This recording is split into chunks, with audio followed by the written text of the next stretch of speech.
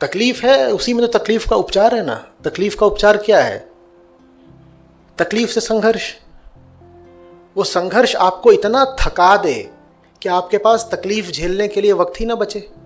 तकलीफ से संघर्ष का फ़ायदा ये नहीं होगा कि तकलीफ खत्म हो जाएगी या उसको आप जीत लेंगे। फ़ायदा ये होगा कि उस संघर्ष के कारण आपको तकलीफ के बारे में विचार करने का, तकलीफ का अनुभव करने का समय ही नहीं मिलेगा। तकलीफ नहीं झेलनी तो लगे रहो, रुकोगे तो तकलीफ बढ़ेगी, और जो जितना रुका हुआ रह जाएगा तकलीफ झेलने की उसकी क्षमता उतनी कम हो जाएगी। इसीलिए रुको ही मत। ये सुन के उत्साह आता है, निराशा होती है। तो कई लोगों के चेहरों पे डर क्यों दिखता है जब भी मैं बोलता हूँ कि लगातार लगे रहो। एक आदर्श बना लिया है हमने कि एक दिन ऐसा आएगा जब आखिरी फतह हो जाएगी। सतत संघर्ष को ही जीवन बना लीजिए, उसी में आराम करना सीखिए। संघर्ष के बीच ही आराम कर लिया। ये कामना हटा दीजिए कि संघर्ष कभी भी खत्म हो, क्योंकि होगा नहीं। काम ऐसा पकड़ो जिसे मरते दम तक कर सको। बिल्कुल उल्टी बात बता रहा हूं। ये छोड़ दो कि काम लिया, पैसे कमाए, 10 साल में छोड़ा और फिर रिटायर होके जीवन भर मौज मारी। नहीं नहीं नहीं नहीं। काम वो पकड़ो कि मौत भी आए तो उससे कहो बाद में आना, अभी काम बचा हुआ है। मरने की भी फुर्सत नहीं होनी चाहिए। काम पैसा कमाने का जरिया नहीं होता, काम जिंदगी ही होता है। पैसे के लिए काम करके जिंदगी बर्बाद मत करना। अगर तुम्हारे काम से तुमको सिर्फ पैसा मिलता है तो तुम्हारा काम तुम्हारा शोषण, एक्सप्लॉयटेशन कर रहा है। तुम्हें लग रहा है कि तुम कमा रहे हो, तुम कमा नहीं रहे। तुम हर दिन काम पर जाकर कुछ गंवा रहे हो, हर दिन गंवा रहे हो। रोज उठते हो बिस्तर से, तैयार होते हो ऑफिस जाने को, माने कुछ गंवाने को। काम वो पकड़ो कि चिल्लाओ जिस दिन काम करने को ना मिले। दिल लग जाना चाहिए। असली लव अफेयर यही है। काम करूंगा, लगकर करूंगा। ये बहुत घटिया आदर्श है, मौज मारना। बदबू आती है इस बात से। ये कौन सा आदर्श हो गया है कि बीच पर लेटे हुए हो और कोकोनट वाटर पी रहे हो। छुट्टी भी तब शोभा देती है जब पहले बिल्कुल हाड़तोड़ काम किया हो। उसके बाद 3-4 दिन, हफ्ते भर अगर विश्राम ले लोगे तो वो हक है तुम्हारा। पर परपेचुअल मौज, पैसा कमा लिया मौज करते हैं। क्या करते हैं? मौज करते हैं। और ये एक फैड बनता जा रहा है। I do nothing, I just relax. लगातार काम करते रहो। ऐसी भी स्थिति आ जाए कि अब पैसा बहुत इकट्ठा हो गया है, काम की कोई जरूरत नहीं है, तो पैसा मत लो, बिना पैसा लिए काम करते रहो, रुको मत। आप जहां कहीं भी हैं वो जगह आपका घर नहीं है, वो जगह आपका संसाधन है। आपके पास जो कुछ भी है वो इसलिए नहीं है कि आप उसे इकट्ठा कर लें, वो इसलिए कि आप उसका इस्तेमाल कर लें और आगे जाने के लिए। रुकना किसी भी चीज़ पे नहीं है, कहीं भी रुकना नहीं है। समझ में आ गई बात? आप जहां कहीं भी हैं उसका इस्तेमाल करना है और आगे जाने के लिए। और आपके पास जो कुछ भी है वो इकट्ठा करके जेब में भरने और बैंक में भरने के लिए नहीं है, वो लगाने के लिए है। उसका निवेश करो और आगे जाने के लिए। और ये काम जीवन के आखिरी पल तक करना है। ऐसा कुछ नहीं है कि अब तो 60 के हो गए तो अब और क्या आगे जाएंगे। अगर अभी आप हो तो अगर अभी आपको और आगे जाना है। होने का मतलब ही है कि यात्रा पूरी हुई नहीं। यात्रा पूरी होने का मतलब होता है कि अब आप हो नहीं। हो माने यात्रा है, तो रुकना नहीं है कहीं भी।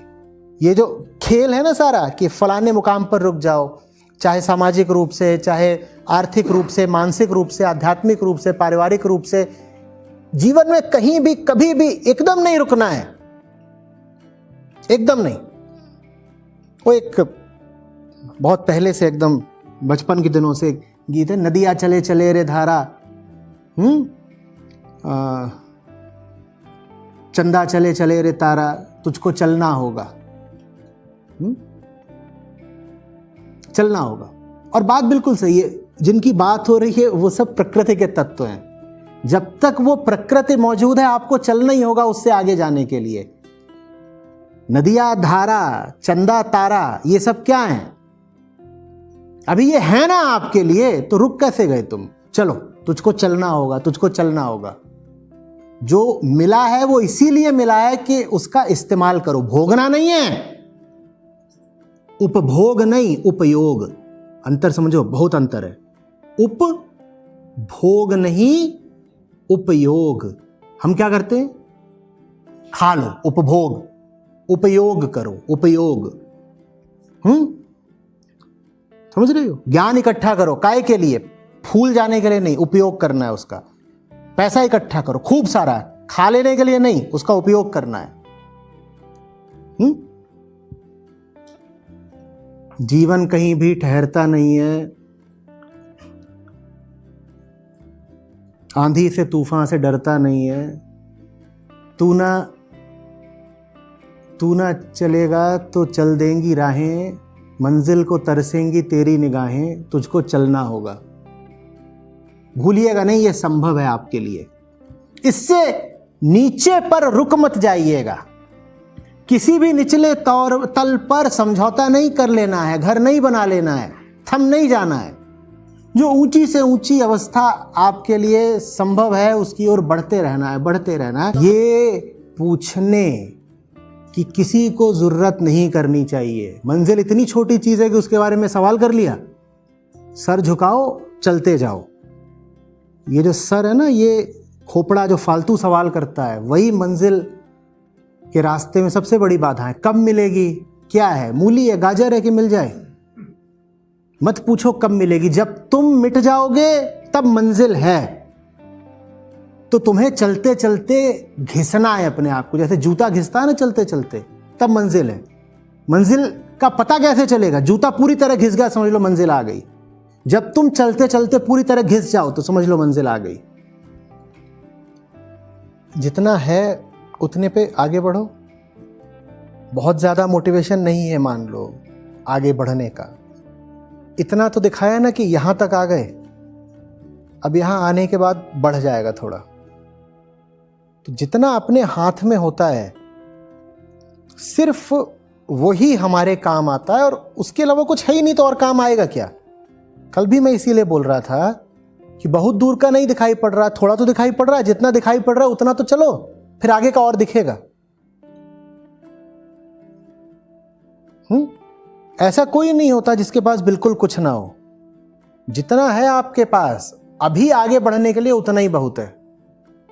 और ज्यादा की क्या मांग करनी? पहले तो जवाब ये दो कि जितना था उसका उपयोग किया क्या? जब उसका उपयोग नहीं किया तो और काय को मांग रहे हो? और उसका उपयोग कर लोगे तो जो और मांग रहे हो वो अपने आप मिल जाएगा उसी उपयोग से।